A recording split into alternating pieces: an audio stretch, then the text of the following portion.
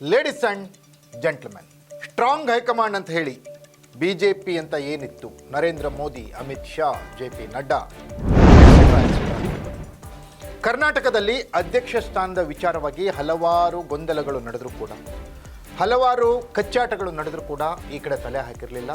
BJPಯ Karnataka incharge ಕರ್ನಾಟಕಕ್ಕೆ ಬಂದಿರಲೇ ಇಲ್ಲ. ಈಗ ದೆಹಲಿಯಲ್ಲಿ ವಿಜಯೇಂದ್ರ ವಿರುದ್ಧ ಅಪಸ್ವರಗಳು ಕೇಳಿ ಬರ್ತಾ ಇದ್ದ ಹಿನ್ನೆಲೆಯಲ್ಲಿ BJP ಹೈಕಮಾಂಡ್ ಕರ್ನಾಟಕದಲ್ಲಿ ಒಂದು ಸರ್ವೆಯನ್ನು ತರಿಸ್ಕೊಂಡಿದೆ. ಯಾರು ಅಧ್ಯಕ್ಷರಾದರೆ BJPಗೆ ಲಾಭ ಅನ್ನುವಂಥ ಮಾಹಿತಿ ಹೈಕಮಾಂಡ್ ಬಳಿ ಇದೆ. ಆ ಸರ್ವೆ ಪ್ರಕಾರ ಯತ್ನಾಳ್ ರಾಜ್ಯಾಧ್ಯಕ್ಷರಾದರೆ ಮುಂಬರುವ 2028ರ ಚುನಾವಣೆಯಲ್ಲಿ BJPಗೆ ಭರ್ಜರಿ ಲಾಭ ಆಗುತ್ತೆ ಅನ್ನುವಂಥ ಮಾಹಿತಿ ಲಭ್ಯವಾಗಿದೆ. ಎಸ್ ವೀಕ್ಷಕರ, ಎಕ್ಸ್ಕ್ಲೂಸಿವ್ ಸ್ಟೋರಿ. ಯತ್ನಾಳ್ ಆಗ್ತಾರ BJP ಅಧ್ಯಕ್ಷ? ನೆಲ ಜಲ ಭಾಷೆಗಾಗಿ ಪ್ರಾಮಾಣಿಕ ಪತ್ರಿಕೋದ್ಯಮ, ನಾನು ಹೇಮಂತ್.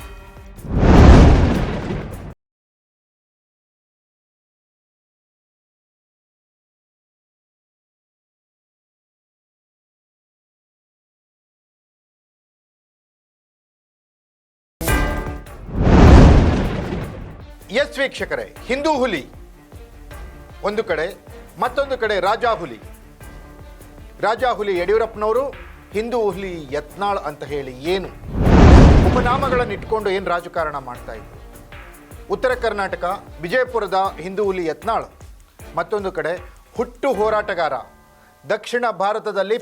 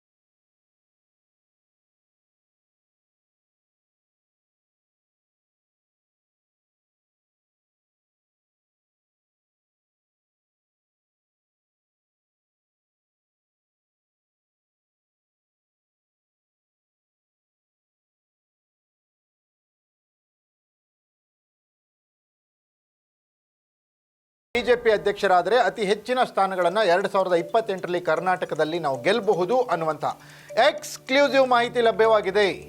ಯತ್ನಾಳ್ ಪರವಾಗಿ ಬಹುತೇಕ ನಾಯಕರು, ಬಹುತೇಕ ಕಾರ್ಯಕರ್ತರು, ಬಹುತೇಕ ಜನರು ಯತ್ನಾಳ್ ಅವರೇ ಅಧ್ಯಕ್ಷ ಆಗಬೇಕು ಅಂತ ಹೇಳಿ ಹೇಳಿಕೆಗಳನ್ನು ಕೊಟ್ಟಿದ್ದಾರಂತೆ.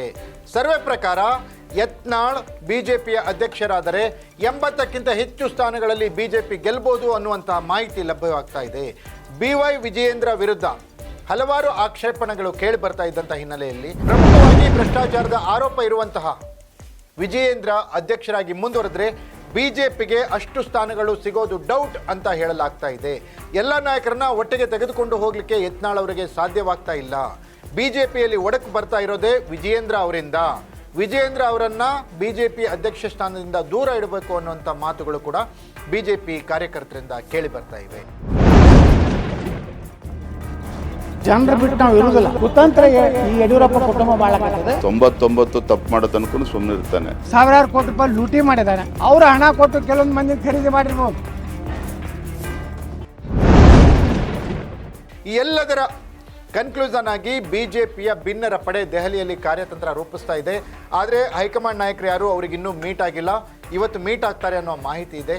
ಹೈಕಮಾಂಡ್ ನಾಯಕರು ಮೀಟ್ ಆದಮೇಲೆ ಸ್ಟ್ರಾಂಗ್ ಹೈಕಮಾಂಡ್ BJP ಕರ್ನಾಟಕದಲ್ಲಿ ಯಾರನ್ನು ಅಧ್ಯಕ್ಷರನ್ನಾಗಿ ಮಾಡುತ್ತೆ ಅನ್ನೋದನ್ನು ಕಾದು ನೋಡಬೇಕಿದೆ. ಇದಾಗಿತ್ತು ಎಕ್ಸ್ಕ್ಲೂಸಿವ್ ರಿಪೋರ್ಟ್. ನೆಲ ಜಲ ಭಾಷೆಗಾಗಿ ನೋಡ್ತಾ ಇರಿ ಫೋಕಸ್ TV. ನೀವು ಇದೇ ಯಡಿಯೂರಪ್ಪ ಕುಟುಂಬವನ್ನು ಏನಾದರೂ ನೇತೃತ್ವ ಕೊಟ್ಟರೆ ಭಾರತೀಯ ಜನತಾ ಪಾರ್ಟಿ ಹೀನಾಯವಾಗಿ ಕರ್ನಾಟಕದಲ್ಲಿ ಸೋಲ್ತಾರೆ. 100ನೇ ತಪ್ಪು ಮಾಡಿದಾಗ ಏನು ಶಿಕ್ಷೆ ಆಗಬೇಕು ಅದು ಹಾಗೇ ಆಗ್ತದೆ.